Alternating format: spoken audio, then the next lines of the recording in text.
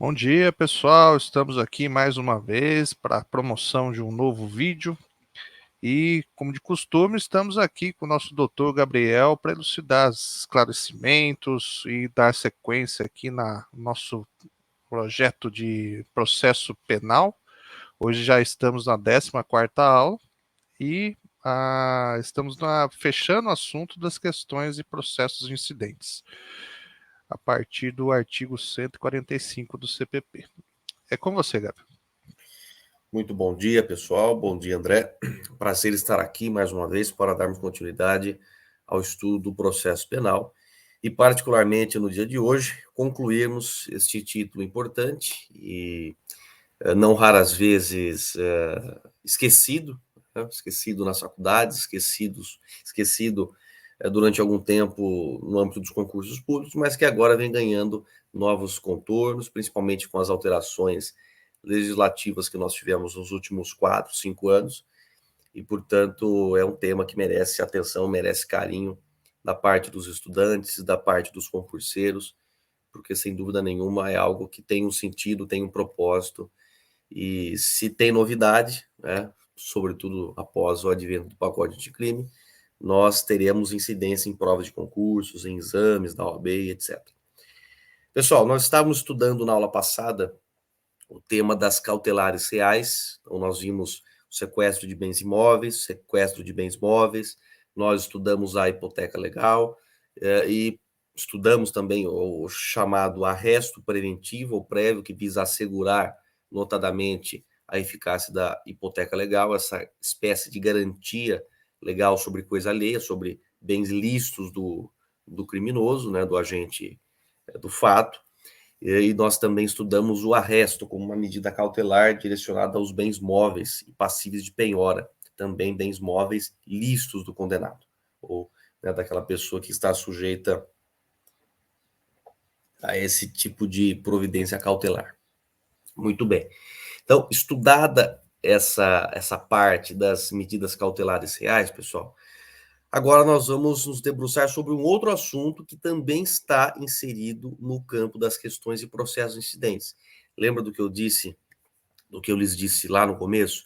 Que este é um tópico, é uma parte do Código de Processo Penal que tem ali muitas coisas. Nós já estudamos questões preliminares, nós já estudamos medidas cautelares reais, nós estudamos o incidente de restituição de coisas apreendidas e agora nós vamos estudar dois incidentes probatórios, dois procedimentos incidentais, por assim dizer, que visam instrumentalizar a ação penal, no sentido, em primeiro lugar, que é o incidente de falsidade documental, que visa justamente trazer os contornos a respeito da prova da materialidade, ou seja, da existência de um crime relacionado a algum documento. Né? Então, é um incidente probatório que tem por objetivo aferir a materialidade, a existência material do crime, e, no caso da insanidade mental, um incidente que se volta para a aferição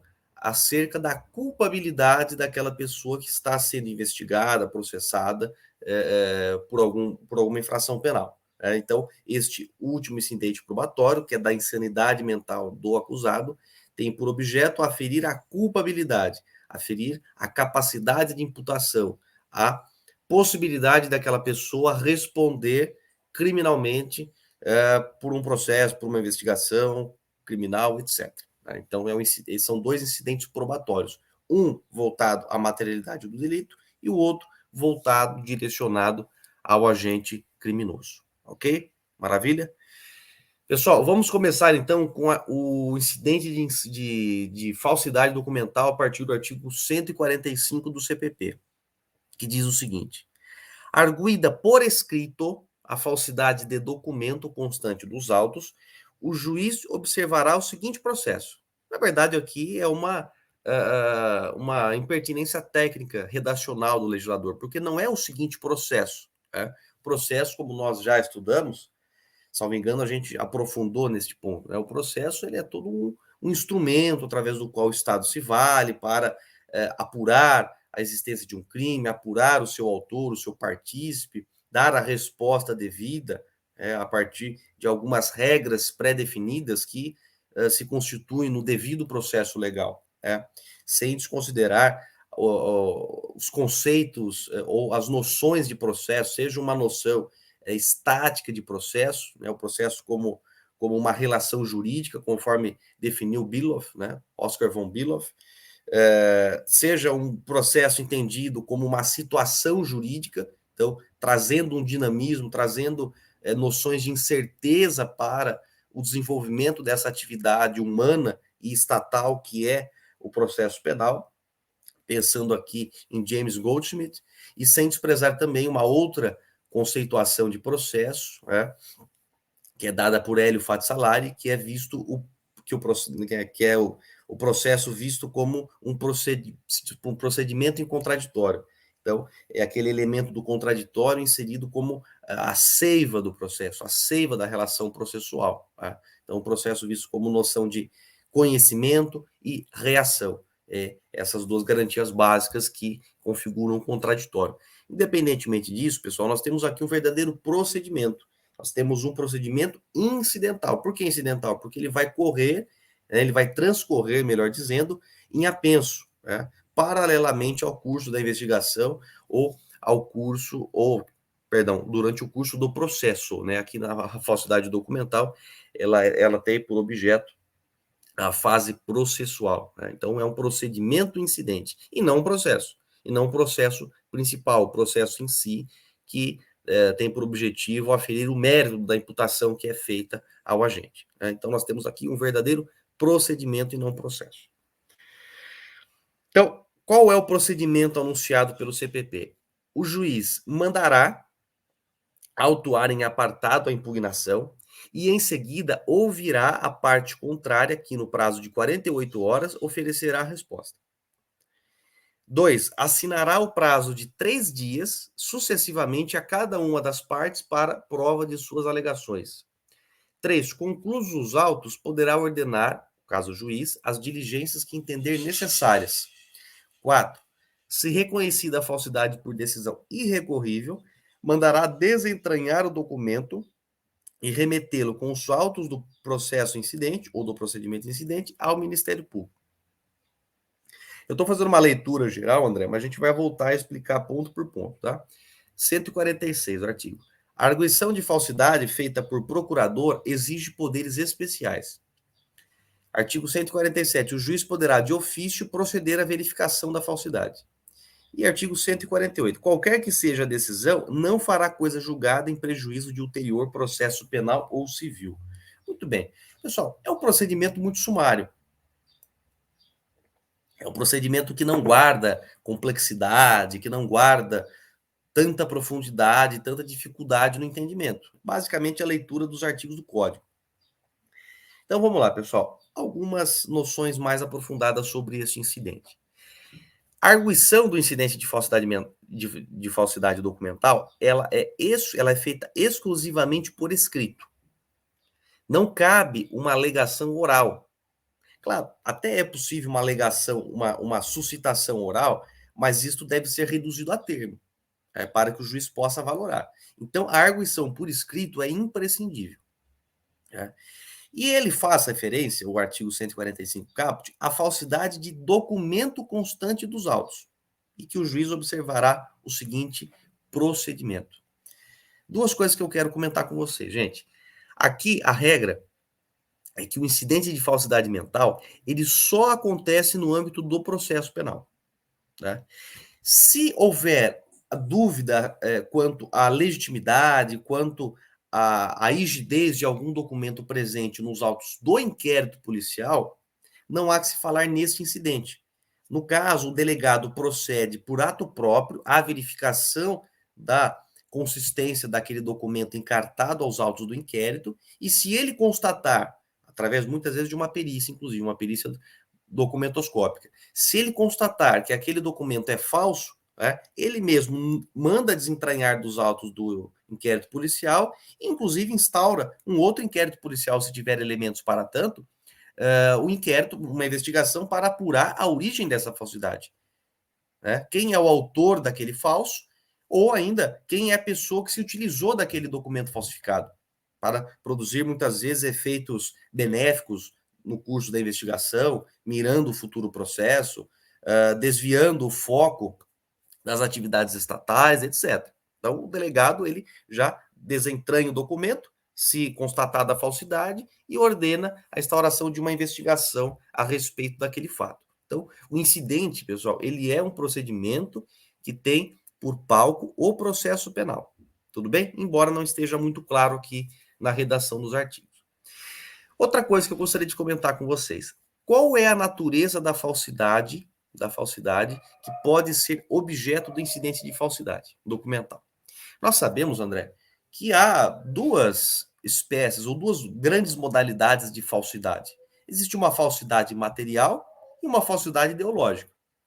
Será que o incidente de falsidade documental ele se circunscreve tão somente à falsidade material? Ou ele também pode ser estendido à falsidade ideológica? O que você acha, André?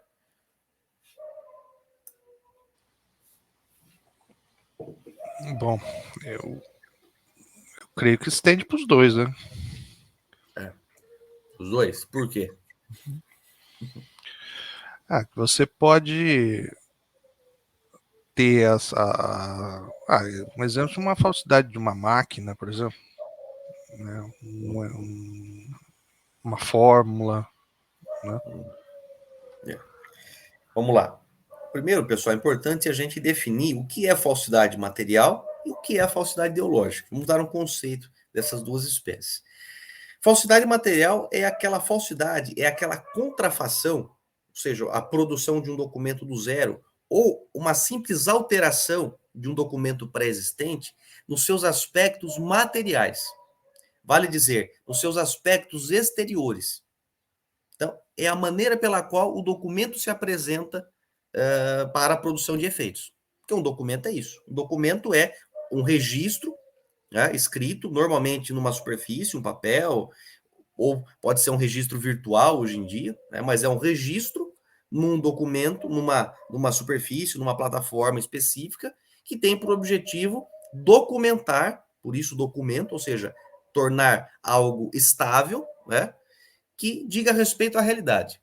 Portanto, o documento, em poucas palavras, é um registro acerca de um fato da natureza, de um fato da realidade, de um acontecimento. Né? Normalmente também para a produção de efeitos jurídicos. Né? Por exemplo, resguardar, extinguir direitos, criar obrigações e assim por diante. Então, a falsidade material é aquela que tem por foco modificar aspectos exteriores daquele documento. Tudo bem? Já a falsidade ideológica é aquela que afeta o conteúdo do documento, né? As ideias ali constantes, a mensagem expressa naquela plataforma. Tá? Então, nós aqui estamos nos referindo, André, ao próprio conteúdo, à essência, a algo interno do documento. Tá? Então, se a pessoa altera, por exemplo, um nome naquele documento, ou alguma informação relevante, alguma finalidade expressa naquela cártula, na verdade, tudo isso é falsidade ideológica. Tá? Lembrando, a falsidade de documento público, por exemplo, a falsidade material está prevista como um crime, lá no artigo 297 do Código Penal. Já a falsidade ideológica vem prevista no artigo 299. Tudo bem? São crimes contra a fé pública.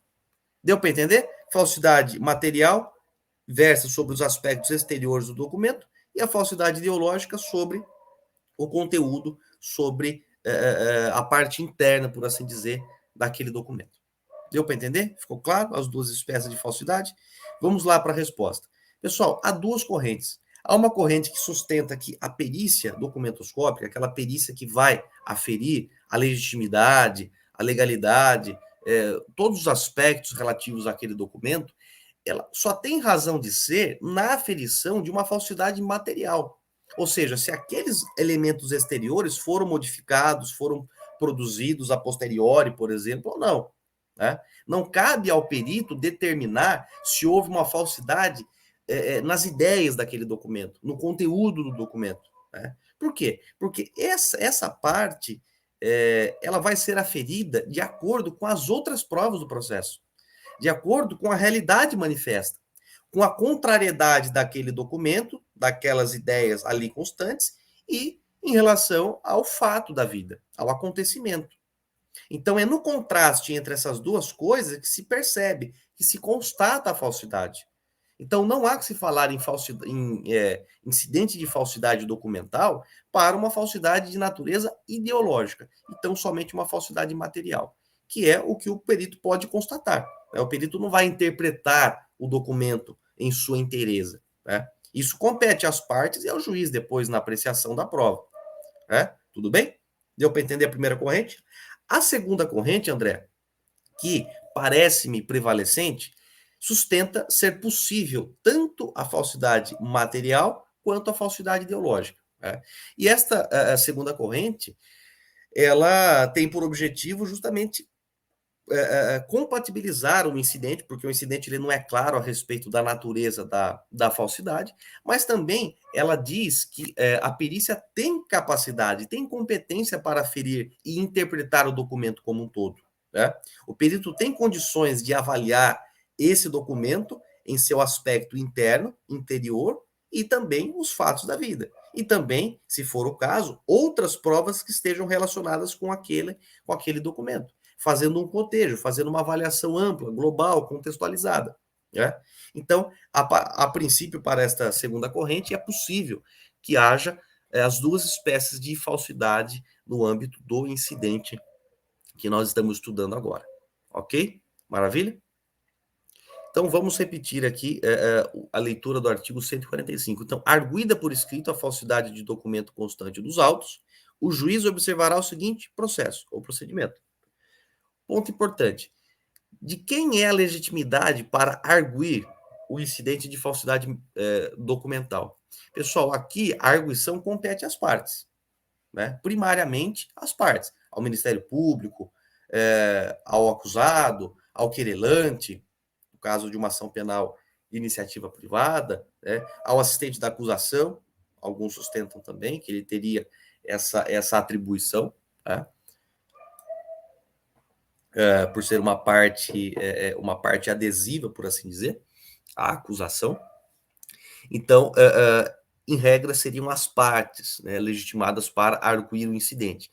Mas observe, André, que no artigo 147 há também uma legitimação do juiz, no sentido de que o artigo dispõe: o juiz poderá de ofício, ou seja, sem ninguém pedir, proceder à verificação da falsidade. Aqui é mais um resquício daquela visão inquisitorial do nosso código, no sentido de o juiz ter um papel ativo ou proativo no processo, de ir atrás da prova, de ir atrás da verificação da prova ou ainda mesmo da legitimidade desses elementos probatórios, né? Aqueles que vão dizer que o nosso sistema é acusatório, sobretudo depois da edição do pacote anticrime, vão dizer que estes artigos eles não foram recepcionados pela ordem constitucional vigente. E, inclusive, eles são incompatíveis com a matriz acusatória estabelecida no artigo 3º, letra A do CPP. Então, o juiz não tem de ir atrás da prova, né? Não tem de verificar se a prova é legítima, se ela é falsa, verdadeira, etc. Tá? Mas o fato é que o CPP atribui uma legitimação autônoma ao juiz para proceder à verificação da falsidade de algum documento encartado aos autos. Beleza? Vamos lá. Qual é o procedimento, então? A arguição foi feita por escrito, pelo legitimado respectivo, pela parte, pelo Ministério Público, pelo juiz. Né? Na sequência, o juiz mandará autuar em apartado, novamente, um procedimento incidental, então vai ser autuado em apartado, vai ser criado em apenso um processinho, que vai ficar vinculado ao processo principal. Então, aquela impugnação será autuada em apartado, e em seguida ouvirá a parte contrária, que no prazo de 48 horas, aqui a jurisprudência acaba estendendo para 2 dias e não pela contagem em horas, né, oferecerá a resposta. Então, se o réu, ele arguir a falsidade de um documento encartado pelo Ministério Público, por exemplo, este incidente será autuado em apartado e a parte contrária será intimada, né, ou será notificada, melhor dizendo, para em 48 horas ou em 2 dias oferecer resposta sobre aquela impugnação. Depois, o juiz vai assinar o prazo de 3 dias, sucessivamente. Então, 3 dias primeiro para uma parte, 3 dias, né, para outra parte, a cada uma delas, né, para a prova de suas alegações. Então, há uma primeira manifestação, depois há o prazo sucessivo de 3 dias para cada uma das partes provar as suas alegações, ou seja, ratificar a legitimidade do documento ou a ilegitimidade daquele documento encartado. Inciso 3, conclusos os autos, ou seja, depois dessa fase instrutória, dessa mini instrução, os autos serão conclusos ao juiz e o juiz poderá ordenar as diligências que entender necessárias. Né? Então, é possível ainda, e normalmente assim ocorre, André, que seja designada uma perícia para que seja aferida a legitimidade do documento. Então, aquele documento é verdadeiro ou é falso? Né? No caso, muitas vezes não basta a simples alegação e prova das partes, é necessária uma perícia judicial. Né? Muitas vezes designando-se um perito ad hoc para fazê-lo. Beleza? Inciso 4. Se reconhecida a falsidade por decisão irrecorrível, mandará desentranhar o documento e remetê-lo com os autos do processo incidente ao Ministério Público. Gente, aqui alguns fazem uma confusão. Alguns entendem que a decisão tomada no bojo do incidente de falsidade documental, ela é irrecorrível. Porque diz assim, ó, se reconhecida a falsidade por decisão irrecorrível, mandará desentranhar o documento. Mas, na verdade, fazendo uma leitura contextualizada desse dispositivo, nós percebemos que da decisão tomada no incidente, seja para reconhecer a falsidade ou para não reconhecê-la, cabe recurso. E qual é o recurso, André? É o recurso em sentido estrito. Vai lá no artigo 581 do CPP. Dá um Ctrl F aí e procura, artigo 581, do recurso em sentido estrito.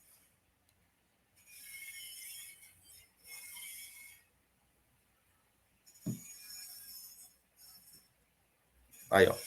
Caberá recurso no sentido estrito da decisão, despacho ou sentença que... vamos lá...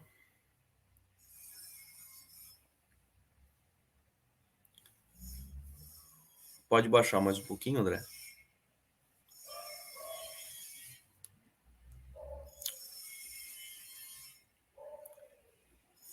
Aqui, ó. Inciso 18. Que decidir o incidente de falsidade. Então, cabe recurso no sentido estrito da decisão que decidir o incidente de falsidade. Maravilha? Volta lá para a gente, André, no artigo 145.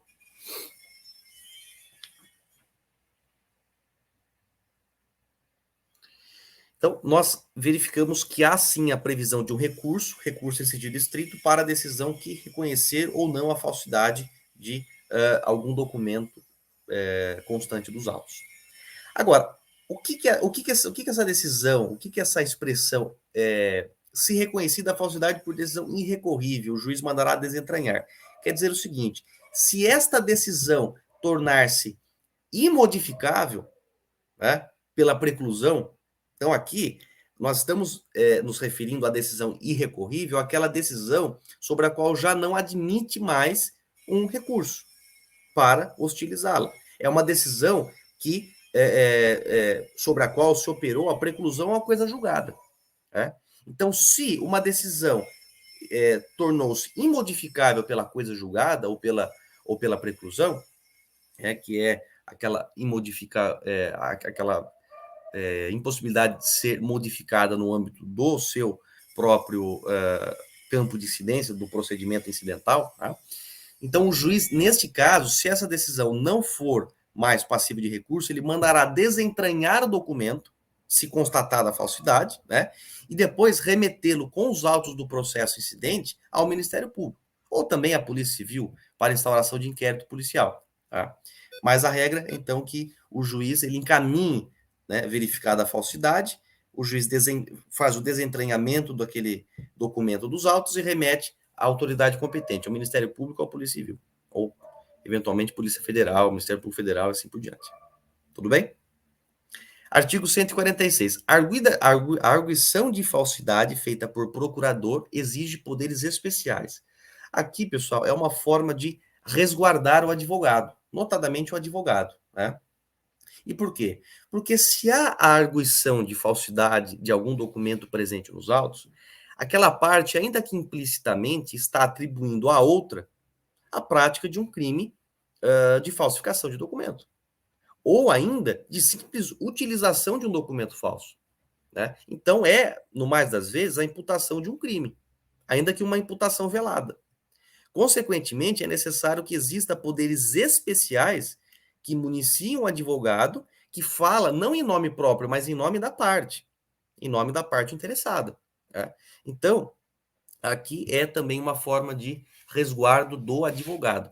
A jurisprudência, André, ela vem cada vez mais atenuando esse rigorismo e essa necessidade de poderes especiais. Então, quer dizer, precisa ter uma procuração com uma cláusula específica autorizando o advogado a suscitar o incidente de falsidade documental utilizado pelo Ministério Público, pelo promotor de justiça ou pelo assistente de acusação, etc., utilizada nos autos, XPTO e assim por diante.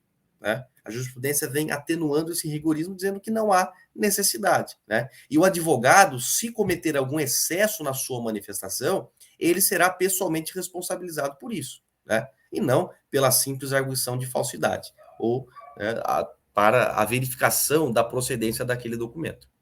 Ok? Mas, se a gente pensar bem, é uma hipótese de solenidade especial que a lei estabelece, que, inclusive, nós podemos estender esta aplicação, numa leitura puramente gramatical do dispositivo, à própria Defensoria Pública. Nós sabemos que a Defensoria Pública, para a sua atuação, é dispensável a outorga de mandato. Tá? Mas, se a lei estabelece a obrigação de poder especial ou poder específico, neste caso, para a Defensoria Pública atuar e tomar alguma medida no curso do procedimento, é necessário a colheita desse poder especial conferido pela parte. Então, pensando na Defensoria Pública, seria necessário a outorga de procuração com esse poder especial para arguir a falsidade de um documento presente nos autos. O artigo 147 nós já analisamos, que traz a legitimidade do juiz para, de ofício, proceder à verificação da falsidade. Já fizemos uma ressalva a respeito do sistema acusatório. E o artigo 148, por fim. Qualquer que seja a decisão, não fará coisa julgada em prejuízo de ulterior processo penal civil. Então, André, qualquer que seja a decisão, seja pelo reconhecimento da falsidade, seja pelo reconhecimento da rigidez do documento, tá? Isto não faz coisa julgada, isto não impede a rediscussão acerca da natureza daquele documento, se ele é falso, se ele é verdadeiro, em um futuro processo, seja ele penal, seja ele civil. Né? Até porque a perícia feita aqui neste incidente, a produção de provas nesse incidente é algo muito sumário, muito superficial. Então é possível que, fazendo uma perícia mais aprofundada, fazendo uma contraperícia, valendo-se de outras informações em outros procedimentos, seja possível aferir ou a falsidade ou a legalidade do documento, a veracidade dele. Tá? Então, importante, a decisão tomada no procedimento, ela vale para o procedimento.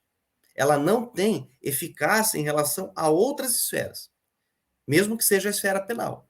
Mesmo que amanhã ou depois, num outro inquérito policial, seja constatada a falsidade do documento. Ah, mas a decisão lá atrás no incidente disse que ele era verdadeiro. Não interessa. Se no inquérito policial conseguiu se provar a falsidade, né, aquilo lá não vai impactar, não vai fazer coisa julgada no âmbito de uma investigação futura, no âmbito de um futuro processo penal, no âmbito de um processo civil superveniente. Maravilha? Então, não faz coisa julgada em outras esferas. Um outro ponto importante, André. Enquanto durar o incidente de falsidade documental, observe você, André, que o dispositivo, nenhum dos dispositivos que nós acabamos de estudar, eles mencionam a suspensão do processo. Então, é um procedimento incidente que não vai ocasionar a suspensão do processo. Suspensão que está expressamente prevista, por exemplo, lá, daqui a pouquinho que nós vamos estudar, no incidente de insanidade mental. nós vamos ver que no incidente de insanidade mental há a previsão de suspensão do processo, do curso da ação penal. Né? No incidente de falsidade documental não há previsão de suspensão. Como há previsão de suspensão no caso das questões prejudiciais, que nós estudamos lá no artigo 92 e 93 do Código de Processo. Tá? Então, se não há previsão de efeito suspensivo do processo, uma vez instaurado o incidente de falsidade documental, quer dizer que o processo principal ele vai correr normalmente, André. O que isso quer dizer? Quer dizer que é possível que o juiz profira sentença sem que exista uma decisão definitiva no incidente destinado à verificação da falsidade do documento. Né? O que o juiz precisa se atentar? Às vezes é conveniente ele postergar a sua decisão para aguardar o resultado daquela perícia, por exemplo, e poder valorar o documento. Né? Então, se o documento for considerado verdadeiro, o juiz pode utilizar aquele documento na formação do seu convencimento, no âmbito do processo principal. Se o documento for reconhecido falso, o juiz deverá desentranhá-lo e remeter, inclusive com cópia do processo incidente, ao Ministério Público, tá? Ou à Polícia Civil. Se o procedimento ele ainda está em curso e o juiz não vai esperar para proferir a sentença, o juiz ele não pode considerar aquele documento na sua formação do convencimento, na formação do seu convencimento. Então, o juiz ele deve deixar em stand-by aquele documento. Ele não considera nem como verdadeiro, nem como falso. Ele não vai valorá-lo, né? Sob pena, inclusive, de posteriormente o documento ser considerado falso e haver nulidade da sentença e assim por diante. Então, o procedimento ele não suspende o processo principal e o juiz, neste caso, pode proferir sentença, pode encerrar a fase processual em primeiro grau de jurisdição, mas, importante, ele não pode valorar aquele documento que está sob discussão através do incidente de falsidade. Tudo bem? Alguma dúvida até aqui, André? Tranquilo, Gabriel. Então, vamos avançar para o capítulo 8 da insanidade mental do acusado. Um outro incidente probatório, como nós fizemos referência no início, destinados a constatar a culpabilidade ou a não culpabilidade de alguém sujeito a uma investigação criminal ou a um processo penal. Artigo 149 do CPP. Quando houver dúvida sobre a integridade mental do acusado, o juiz ordenará de ofício a requerimento do Ministério Público, do defensor, do curador, do ascendente, descendente, irmão ou cônjuge do acusado, seja este submetido a exame médico legal. Então, sempre que houver uma dúvida, André, e aqui não é qualquer dúvida, hein? Aqui precisa ser uma dúvida fundada, uma dúvida com mínimo de prova, com mínimo de probabilidade de que o réu ou o acusado não está com a sua integridade mental preservada.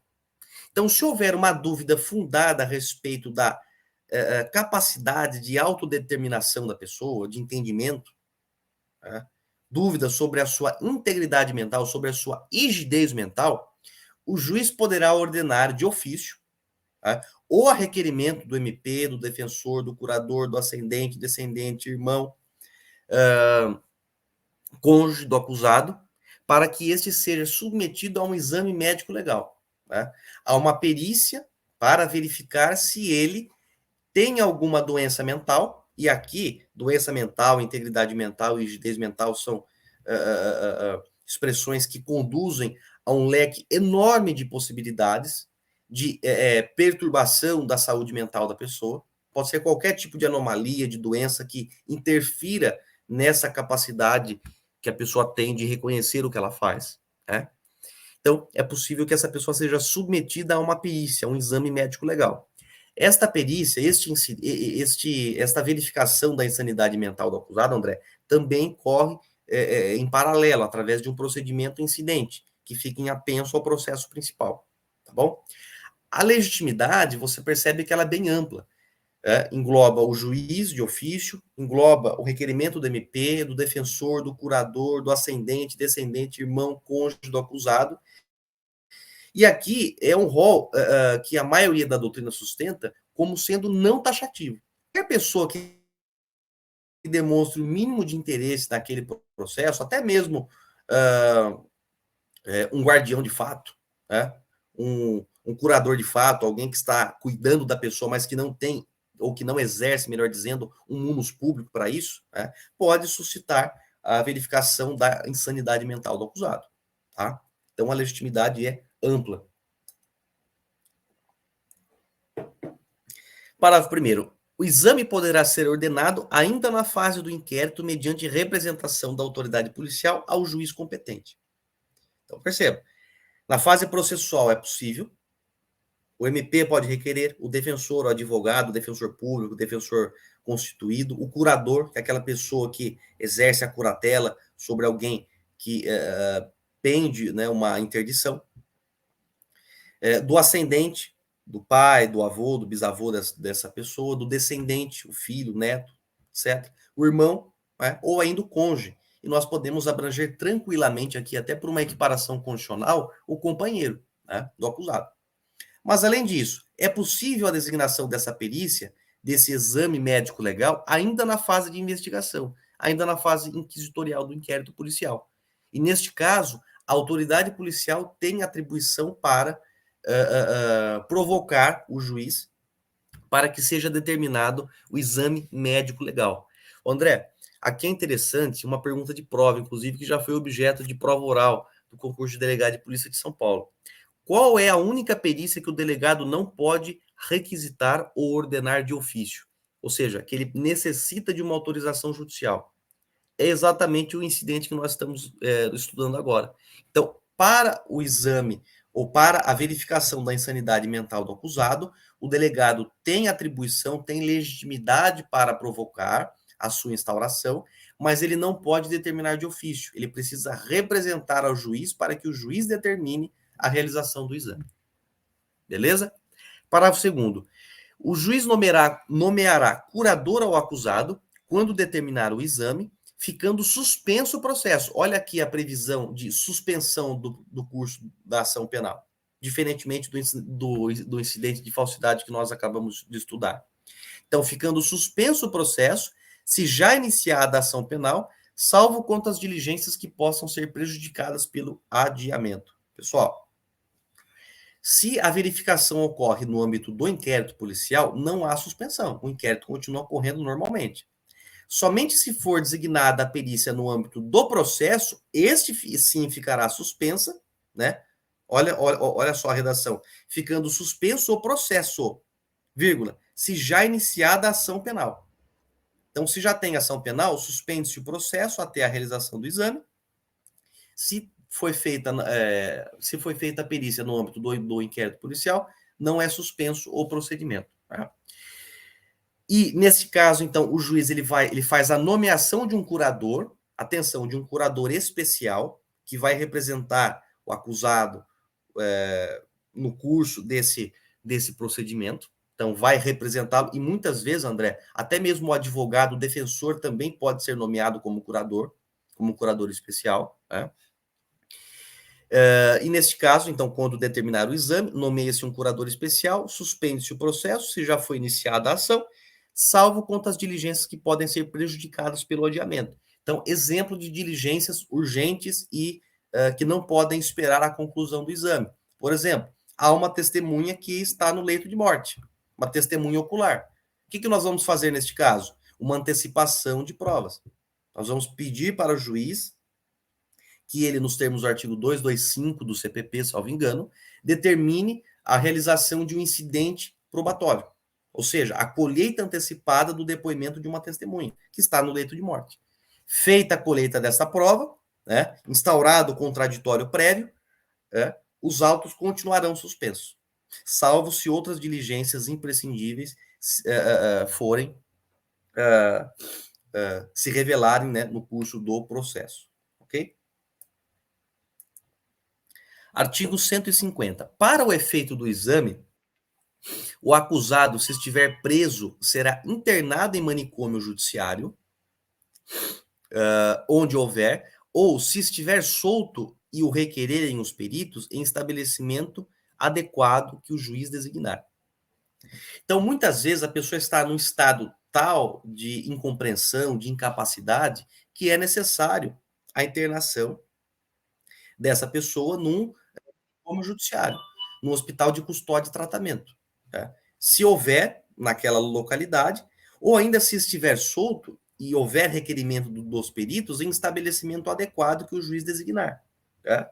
Alguns sustentam, e a jurisprudência sempre caminhou nesse sentido, que a colocação de uma pessoa, por exemplo, numa ala específica, isolada dos demais presos, num estabelecimento prisional comum, seria possível. A ausência completa de manicômio judiciário. Isso seria possível. Né? Então, o código ele dá uma margem, né? No sentido de que, se a pessoa estiver presa, ela será transferida para o manicômio judiciário, ela não vai continuar no convívio com os demais presos para fins de realização do exame, ou ainda se ela estiver solta, né, e houver requerimento dos peritos e houver uma decisão judicial nesse sentido, ela pode ser transferida ou colocada em um estabelecimento adequado que for designado pela autoridade judiciária. Tá? Então, tem essa discussão aí, se pode ficar num presídio, numa ala separada ou não, se é em outro local específico, no manicômio judiciário, né, se ela está presa ou se ela está solta, e assim por diante. Vale dizer, André, que existe uma medida cautelar precedente à prisão, ou alternativa à prisão, lá no artigo 319 do CPP. Vai lá no artigo 319 para a gente dar uma conferida.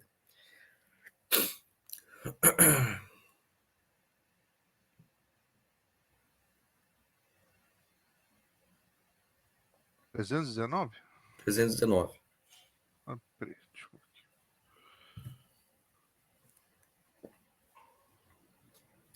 Isso. Então, o artigo 319 fala das medidas cautelares diversas da prisão, tá? E aí, vai lá no... pode baixar mais um pouquinho.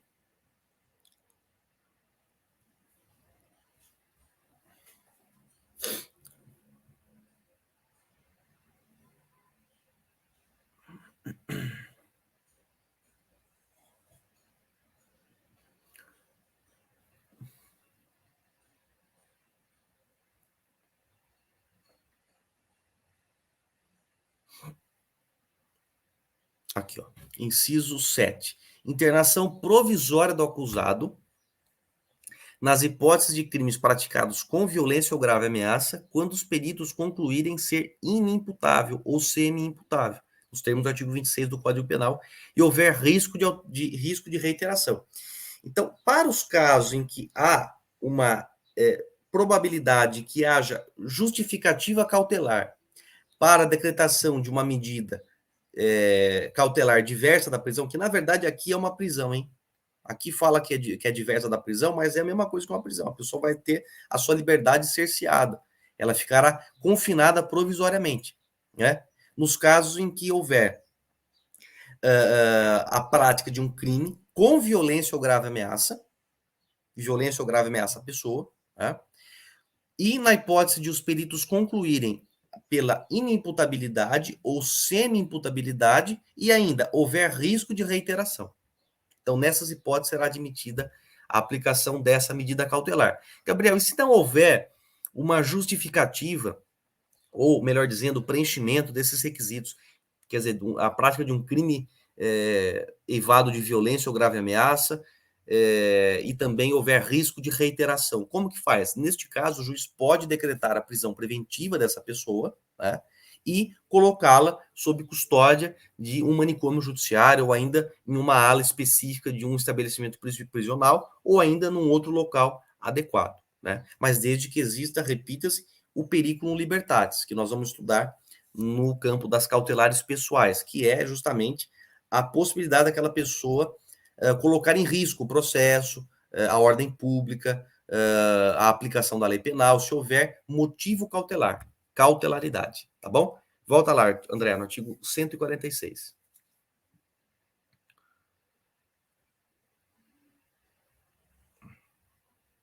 Perdão, 146 não, 150, né? Então, nós vimos que para o efeito do exame, o acusado estiver preso, será internado em manicômio judiciário, onde houver, ou se estiver solto e o requererem os peritos, estabelecimento adequado que o juiz designar. Nós já analisamos a hipótese da medida cautelar de internação provisória, falamos também, se não houver o preenchimento daqueles requisitos, é possível que o juiz decrete a prisão preventiva da pessoa e a submeta à custódia num manicômio judiciário, numa área específica de um estabelecimento prisional ou outro lugar adequado. Tá? Parágrafo 1º. O exame não durará mais de 45 dias, salvo se os peritos demonstrarem a necessidade de maior prazo. Então, regra, qual é o prazo para a realização do exame? 45 dias. Se houver necessidade, pode haver prorrogação? Resposta, sim. Tá? Parágrafo 2º. Se não houver prejuízo para a marcha do processo, o juiz poderá autorizar, sejam os autos entregues aos peritos para facilitar o exame. Às vezes é necessário ou recomendável que os peritos tenham acesso à íntegra dos autos e a outros elementos ali constantes para conseguir instruir melhor o exame e o laudo pericial que será depois encartado àquele incidente. Artigo 151. Se os peritos concluírem que o acusado era, ao tempo da infração, irresponsável, nos termos do artigo 22 do Código Penal, aqui nós precisamos atualizar para a Lei 7.209, né, de 84, que reformulou a parte geral do Código Penal. Hoje nós devemos ler artigo 26 do Código Penal e não mais 22. O processo prosseguirá com a presença do curador. Se se verificar que a doença, artigo 152, mental, sobreveio à infração, o processo continuará suspenso até que o acusado se restabeleça, observado o parágrafo 2º do artigo 149. Pessoal, André, nós temos duas hipóteses aqui. Os peritos, ou o perito, no seu laudo pericial, ele constata que a doença mental, a doença mental, ela era pré-existente à infração. Ou seja, o camarada ele praticou o fato já imbuído de uma perturbação de ordem mental, por alguma anomalia psíquica. Qual é a consequência nessa primeira hipótese? Então, o perito ele vai dizer, olha, essa pessoa é inimputável, nos termos do caput do artigo 26 do Código Penal, ou ela é semi-imputável, nos termos do parágrafo único do artigo 26, e isto era concomitante ao tempo do fato. Qual é a consequência? Diz o artigo 151. Se os peritos concluírem que o acusado era, ao tempo da infração, irresponsável, nos termos do artigo 26, o processo prosseguirá com a presença do curador. Então, o processo continua, André, com a presença do curador, seja ele o advogado ou outra pessoa designada. Tá? Agora, qual é a outra hipótese? A outra hipótese, André, é de uma superveniência de doença mental. Então, o acusado, ao tempo da infração, ele era são. Ele tinha rigidez mental. Ele era uma pessoa sadia. Mas ele foi acometido posteriormente à infração por uma doença mental, por uma anomalia. Qual é a consequência nessa hipótese? Nos diz o artigo 152. Se se verificar que a doença mental sobreveio à infração, o processo continuará suspenso até que o acusado se restabeleça, observado o parágrafo 2º do artigo 149, né? Então, o artigo 149 ele faz referência à possibilidade de... Volta lá no artigo 149, André.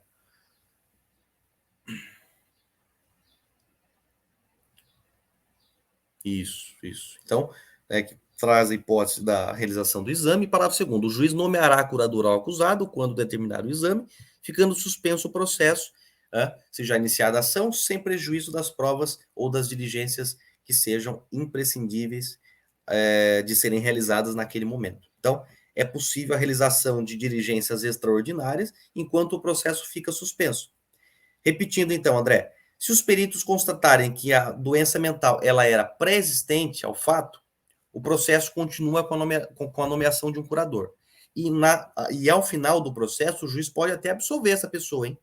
O juiz pode absolver, o juiz pode, se ela for semi-imputável, condená-la com pena reduzida ou substituir por medida de segurança que seja mais adequada. Ainda o juiz pode absolvê-la impropriamente, por quê? Porque vai absolvê-la, vai confirmar que o fato por ela praticado é típico, ilícito, mas ela não é culpável. Ela não tem imputabilidade, capacidade de imputação. Qual é a consequência? A imposição de uma medida de segurança, seja ela uma medida de segurança detentiva ou meramente restritiva. Tá? Então, neste caso, o processo ele vai seguir o seu curso natural. Se, por sua vez, a doença mental ela era superveniente, ela foi superveniente, então o processo ficará suspenso, sem prejuízo da realização das diligências urgentes, será nomeado um curador para essa pessoa, né?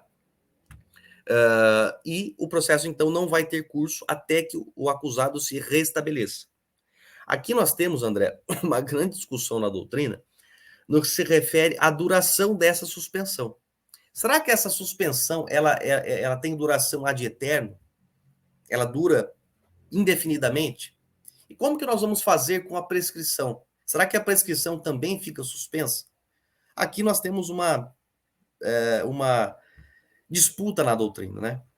Ou seja, o processo não pode ficar paralisado indefinidamente, para sempre, ad eterno. Então precisa ter um prazo, né, de suspensão. E claro que alguns vão sustentar que o prazo de suspensão seria equivalente à própria prescrição do delito, né?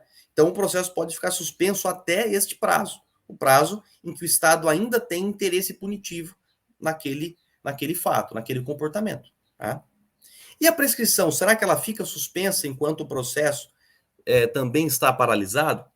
Novamente é um ponto de discordância. Alguns sustentam que, pelo princípio da legalidade, e também pelo princípio que veda analogia em Malam Partem, que veda a criação de uma lei fora dos parâmetros estabelecidos pela nossa Constituição para incriminar, para prejudicar o réu, isto não pode acontecer.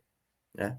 Mas há autores, André, que, por exemplo, sustentam que, apesar de não haver uma previsão expressa de suspensão do prazo prescricional, eles sustentam que a prescrição não pode correr enquanto o processo estiver suspenso. Quem defende isso é o professor Eugênio Pacelli. O professor Eugênio Pacelli de Oliveira sustenta que, quando nós estamos diante de um conflito de princípios de igual envergadura constitucional, há necessidade de fazer um juízo de ponderação, de cedência recíproca. Então, não há sentido em obstaculizar a continuidade do processo. Então, o Estado não pode continuar o processo contra aquela pessoa, mas, ao mesmo tempo, ele tem, correndo contra si, o prazo prescricional. Não há lógica, não há sentido em manter uma suspensão e, mesmo tendo essa suspensão que é benéfica para o acusado, né, que ele tenha ainda um outro benefício, que é o curso natural da prescrição da pretensão punitiva. Tá? Então, vale dizer, o porquê dessa suspensão? Porque se aquela pessoa teve uma doença mental superveniente, ela não consegue exercer amplamente o seu direito de defesa, André. Então, é uma medida benéfica. Vamos suspender o processo e aguardar que aquela pessoa se restabeleça. Uma vez restabelecida, o processo volta a ter o seu curso natural. Né? Então, há uma discussão na doutrina. O processo pode ficar suspenso indefinidamente ou não?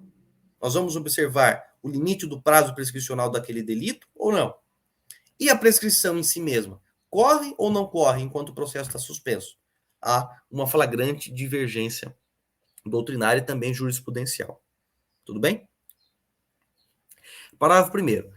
O juiz poderá, nesse caso, então, no caso de ser constatada uma superveniência de doença mental, a prática da infração, neste caso, o juiz poderá, nesse caso, ordenar a internação do acusado em manicômio judiciário ou em outro estabelecimento adequado.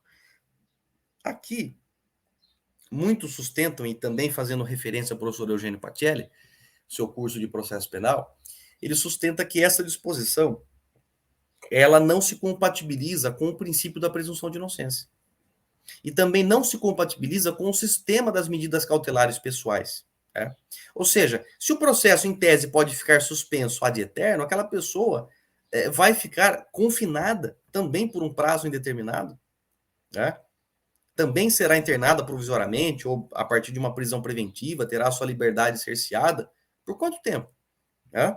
Então, alguns sustentam, fazendo referência ao professor Eugênio, que esta previsão ela não tem ressonância, ela não foi recepcionada pela nossa ordem constitucional. Né? Então, a pessoa não pode ter a sua internação, né, e a sua colocação no manicômio judiciário ou em outro estabelecimento adequado, porque o processo está suspenso e ela desenvolveu uma doença posterior à prática do fato. Isso não tem aplicabilidade hoje. Beleza? Parágrafo 2º. O processo retomará o seu curso desde que se restabeleça o acusado, ficando-lhe assegurada a faculdade de requerir as testemunhas que houverem prestado depoimento sem a sua presença. É o que eu falei. O processo ele vai retomar o seu curso se houver o restabelecimento da saúde mental do acusado. Ficando-lhe assegurada a faculdade, a oportunidade de fazer a requisição das testemunhas que houverem prestado depoimento sem a sua presença. Então, se ele quiser, ele pode determinar, quero ouvir de novo fulano. Quero tomar conhecimento pessoal daquilo que eles disseram, para que eu possa exercer, por exemplo, a minha autodefesa por ocasião do interrogatório judicial. Ok? Artigo 153. O incidente de insanidade mental processar-se-á em auto apartado, que só depois da apresentação do laudo será pensado o processo principal. Então, nós vamos ter um processo em autos apartados e depois haverá o apensamento definitivo com a vinda do laudo pericial, do laudo definitivo a respeito da rigidez mental dessa pessoa, desse investigado, desse acusado. Artigo 154. Se a insanidade mental sobrevier no curso da execução da pena, observar-se-á o disposto no artigo 682. Então, se a pessoa já foi condenada, está cumprindo uma pena aplicada após o devido processo legal, tudo bem. Se ela tiver o desenvolvimento de uma doença mental, nós vamos observar o artigo 662. Pessoal, aqui também é necessário que nós façamos uma contextualização. O último título do CPP chama-se da execução. Então, lá nós temos regras para o cumprimento de pena. Mas a maioria da doutrina e da jurisprudência entende que nós, na verdade, não vamos aplicar esta parte, este livro do CPP. Por quê? Porque nós temos a Lei de Execução Penal, a Lei 7.210 de 84, que é posterior, inclusive, ao CPP.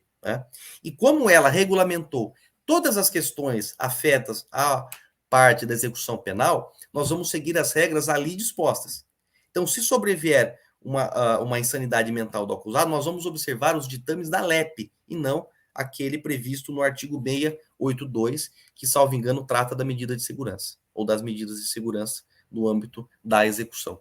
Ok? Então, nós vamos observar as regras ali. Se é uma anomalia de curta duração, de média duração, se haverá conversão em medida de segurança ou não, como que fica o prazo de liberação da pessoa. Todas essas questões estão previstas, em primeiro lugar, de modo inicial, no Código Penal, e depois a LEP, a Lei de Execução Penal, destrincha tudo isso. Ok? André, até aqui alguma dúvida, algum questionamento, alguma dificuldade? Bem tranquilo. Então, pessoal, com isso nós encerramos mais um título do Código de Processo Penal, o título das questões de processos incidentes. Vimos muitas coisas importantes, relevantes, e que podem ser úteis para vocês no estudo, na faculdade, em concursos públicos, profissionalmente também, e assim por diante. Nós estamos abertos a eventuais dúvidas e questionamentos sobre esta parte, sobre outras que nós já conversamos, e também sobre aquelas que nós conversaremos no futuro. Lembrando que a partir da próxima aula nós vamos iniciar o título 7 da prova e começaremos com a teoria geral da prova no processo penal. Com princípios, com noções, o que é prova, vamos falar do ônus da prova ilícita e tudo mais. Tá bom? Maravilha? André, se não tem mais nenhuma dúvida, nenhum questionamento, podemos encerrar a aula de hoje. Isso aí, pessoal. Obrigado mais uma vez, Gabi, pela força aí, pelo desenvolvimento da temática. E como o Gabriel adiantou, pessoal, quem tiver alguma dúvida, algum questionamento, põe lá nos comentários lá, a gente pode não só responder por lá, mas também fazer vídeos explicativos também, caso houver. Muito obrigado mais uma vez, até uma próxima. Isso aí. Um abraço, pessoal. Até uma próxima.